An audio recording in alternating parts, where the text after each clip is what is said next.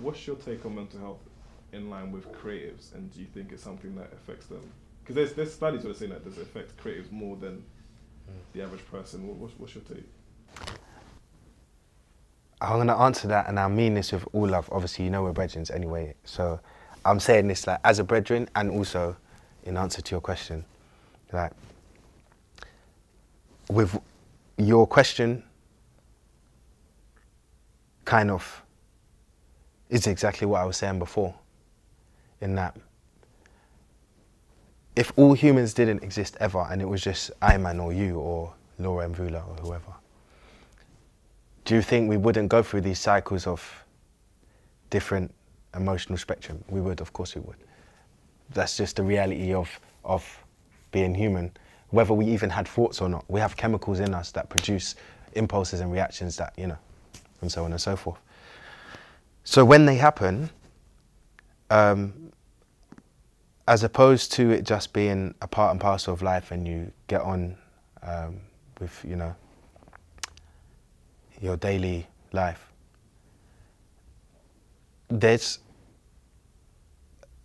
again, it becomes a product in London. You have something.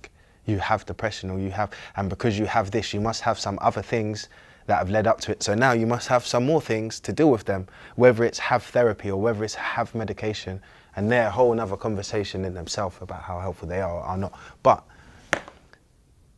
maybe today you're just crying. Maybe today your body hasn't had that much sleep recently and you've been eating foods that have thrown your chemical balances off, so you're just feeling a bit mad. Your energies are a bit mad. And certain things have happened to make you feel a certain way, and they've all added up as catalysts at different points in our life, and it happens. And I feel like if there wasn't less pressure on us to answer these questions, not as musicians or as artists, but as humans, or if at least we felt the questions were honest, then we might have a different interaction. If when someone asked you, how are you, you felt like it was honest, and that happened to you daily, there'd probably be a lot of energy, miscommunicated energy, distorted energy that's kind of just toxic now, that wouldn't be there.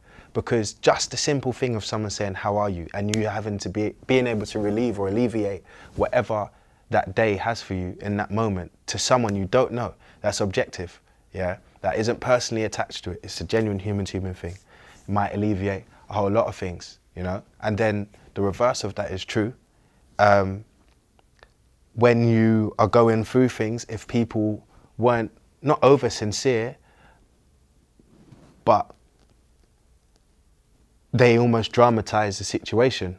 And it's that one extreme or the other. It's a day-to-day detached lifestyle of non-human interaction, then naturally you get a human interaction, and then the humans around you think you've got a problem. Whether it's me, you, ML or whoever, we're all in those positions at different points. But when you are that kind of, you know, that helmet that pops out the trenches, for so to speak, you become the odd one out. And so if you're the odd one out, there must be some kind of special name for you. You must be schizophrenic, or you must be bipolar, or you must be manic depressant. Or I'm just a human, and trust me, all you people saying this is what I am, at some point you're going to be this. There might not be the same eyes watching you, and you might not be prescribed anything, and you might not be monitored or assessed or any of these things, but the reality is there will be emotional landscapes that you will travel just like me. Some people are afforded the space and respect to go through those situations as human beings, and some of other people aren't, purely because of, again, sometimes the context they're in. So if we're talking about people that go through those situations on the roads, their man are not given the same leniency that Amy Winehouse was. This woman was very clearly what they would see as ill, yeah? And she's walking the streets and doing shows, bro. If that was a roadman, he would be locked up a long time ago. It's true. Yeah?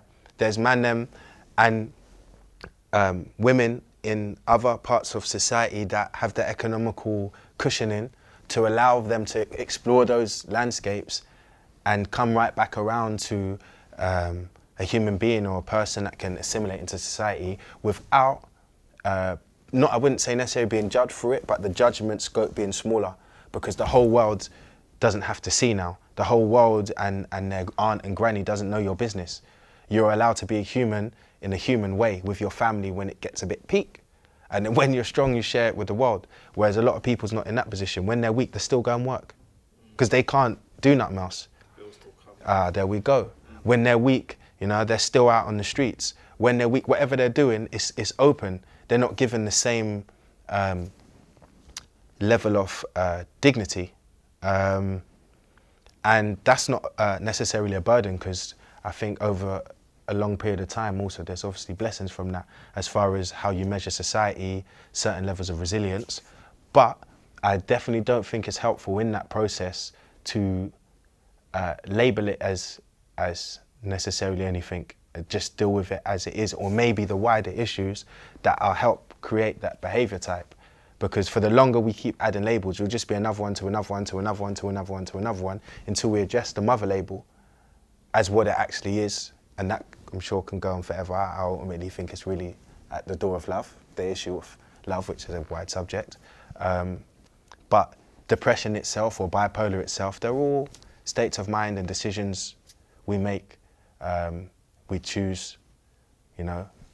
So it's a difficult one, you know. I've been approached on things to do with depression and mental health, and I've gone through that system, but I don't believe in it. I recognise it for what it is, same as, say, racism. I recognise it, but I don't believe in it. It plays its part, and when I say I don't believe it, I don't have faith in it. There's nothing about it that gives me the suggestion that it means anything absolutely. I can see the level of playing field that it's on, and it's the same with mental health issues. I understand the playing field and the level of thinking that it's on, because we all are there and we all go through it. But the labels that get attached to that level of thinking are just theories, normally decided by 22, 23 people in a room that all suffer from the same mental realities at points.